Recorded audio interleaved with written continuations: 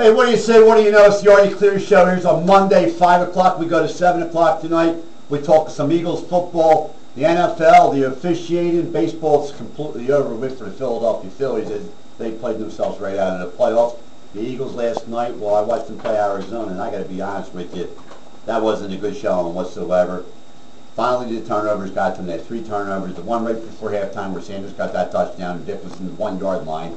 And what goes unnoticed in that play is Kerry Rhodes tackling Deshaun Jackson at the 1-yard line. For us, they had a touchdown. That game could have turned out a lot different than it turned out yesterday against the Arizona Cardinals. Now, this is the whole thing with the Eagles is that how were they going to perform on the road in a way of a hostile environment, meaning Arizona and the Eagles playing in Arizona, how the Eagles were going to deal with Arizona, who's a hot team, just gets knocking off the New England Patriots 20-18. Gostkowski missed that field goal, and then they bring him in there, and the Eagles start turning the ball over once again. And this time, they got a touchdown over turnover, they got another touchdown on another turnover, one on the offensive side, one on the defensive side, and they go ahead and they wax the Philadelphia Eagles. Here's their problems. It's big-time problems for the Philadelphia Eagles. Unfortunately, it works this way. As great as athletes as they think they have down there, they're too small. Michael Vick can never stand in that pocket and just throw the ball from there. It's impossible for him to do that consistently. Their offensive line isn't that good. They don't hand the ball too much to Shea McCoy. They should give that kid the ball more and more times. It's not even a secret. Everybody knows that. But if you roll Michael Vick out, say you roll him out, he's taking the snap, you roll him out to the left, you're cutting half of the field off already because you roll him out. When you're in the center of the field, you get the left and the right to work with you. When you roll out to the left, you get the left side of the field. You don't have all the right because you have to throw across against your body, and there's the interception, go back for touchdowns. So when they had first and goal at the 1-yard line, they could have punched that ball into the running, but they threw 2 out of bounds, and then he goes for it with 5 seconds left. And come on, it's cutting it real short. You got to throw that ball out of bounds immediately. And instead of getting a field goal or a touchdown, Arizona picks up a fumble because he gets whacked pretty good on that play by Michael Vick. And here's 7 more points goes on the board right before halftime. It was like the ball that in the Super Bowl when Kurt went through that interception in James Harrison. He went in, and if they would have stopped it anywhere during the run, he would have got nothing. Instead of the Eagles getting points, they gave up points, 3 turnovers. Kevin Cobb and the Cardinals took good care of the Eagles. I don't think the Cardinals played such a great game as well as their defense played.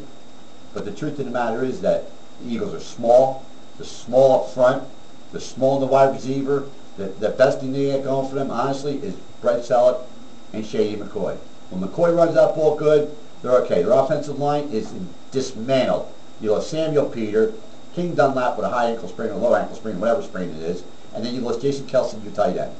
Marshall played Reynolds played terrible for the Eagles yesterday. They were all over Vic. Vic can never take all the hits that he's taken and survive 1 full year in the NFL. He's been hit more times in his first 3 games than any quarterback in football, and there's no way in the world that you can keep on getting hit like that and expect to play a full year in the NFL and perform at your top peak.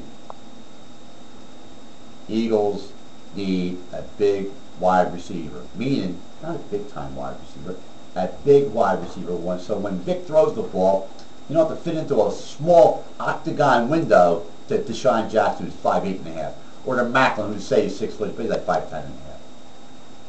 The only big weapon he has with any size is Brent Selleck or Clay Harbor.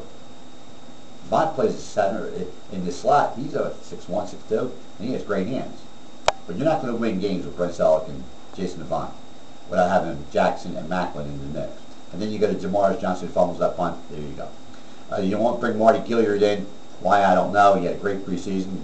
They haven't put him on the field, but he's stressed. Riley Cooper still with a broken collarbone. I have no idea what he's hanging on there for. Now, they say Chan Johnson was in town, but I hope they don't sign him because he's a total waste, especially in the locker room also. But Blackseo Barris is still out there, and he's the guy I want on the Philadelphia Eagles. He's 6'4", he knows how to play that position, and in the red zone, you could throw an alley-oop to him like they could have done yesterday. And that play alone put the Philadelphia Eagles that game, and they lose to the Cardinals 27-6. As far as the baseball season for the Philadelphia Phillies, nice to see you, nice to know you, but goodbye. They're not going to make the playoffs. Does Charlie Manuel keep his job? Yep, He keeps it. Why? Got me, but he keeps it. Coming back with this resurgence of getting in the playoff race only 2 weeks ago, but they're basically out of it. I think saves his job. Ryan Sandberg's waiting in the wings. He'll have to wait at least another year. Philadelphia, the brass, Ruben Amaro, the fans, and the players are in love with Charlie Manuel. And that you cannot change. He's not John Felski. He's Charlie Manuel, and he leads when he wants to lead. There's no one's even calling for the guy's job. I can promise you, if it was some other manager besides Charlie Manuel, he'd be out of town in Philadelphia. All right, here's the guest lineup for tonight. Got Herbie Forkenbrock, and he's out of the game 560 out of Chicago. He'll join us tonight. Got Jerry Kramer. I want the people to know about Jerry Kramer that Jerry Kramer, probably the greatest lineman of all time, can't even get nominated to the Hall of Fame. Ridiculous. It's like the NFL with the rest. Ridiculous. How that man's not in the Hall of Fame is beyond me. I have no idea. I only followed sports for 45 years. I still have no idea. Okay, so that's Jerry Kramer. 545, Terry Donahue, ex-Stanford head coach, ex-49er head coach, does a business consultant for the 49ers. I'd like to talk to him about the officiating in the NFL. It's bad. I mean, it is bad. It's horrendous. These games are taking another half an hour longer. The play is not in a flow, consistent, waiting around. Coaches screaming at referees. Threw a flag at the Harbaugh last night in the Baltimore game, which was a great game, 31-30 against New England. And Flacco played great, and so did Tom Brady. Nice game there. But you can see how much they miss Aaron Hernandez. They keep Gronkowski in there just to block because that defense is a real good defense for the Ravens. Good enough for them to put 30 on, and the Eagles put 24 in last week. So I can see the defense get slipping a little bit, but they do come out with a victory, and they do beat the New England Patriots 31-30. Field goal, and that game was over. But that was a great game to watch on TV. There's a lot of other upsets. We have the Blue Dude coming in at 6 o'clock. He'll go from 6 to 7 when we discuss the NFL, discuss the Eagles' problems, discuss teams like, hey, there's a lot of upsets yesterday. 49ers lost. The Oakland Raiders beat Pittsburgh. They're 1-2. A lot of different stuff going in. Atlanta Falcons 3-0, went into San Diego and just waxed them like no problem.